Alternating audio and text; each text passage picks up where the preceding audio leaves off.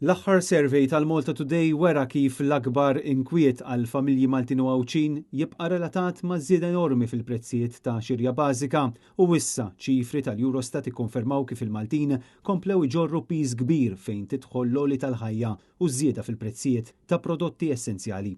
Dan kif ir-rata tal-inflazzjoni f'pajjiżna baqgħet tisboq dik taż-żona euro u anke l-medja fil-blokk Ewropew kollu. Fi frar ir-rata annwali tal-oli tal-ħajja kienet ta' 2.3%, l-istess bħax-xahar ta' qabel fi kliem sempliċi ma rajniex avvanzi. L-akbar kontribuzzjoni l waslet tal-oli tal-ħajja kienet ġejja mill-indiċi tal-ikel u x-xorb mhux alkoħoliku.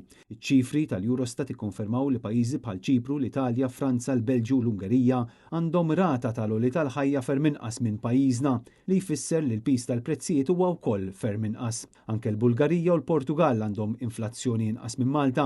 Intant il-Partit Nazzjonalista qed jinsisti li se jibqa' jħoss il-pols tan-nies u qed ikompli jaħdem biex ifassal politika li twassal biex il-Maltin u l-Għawċin jgħixu kwalità ta' ħajja aħjar quddiem il-problemi li qed iħabbtu wiċċhom magħhom.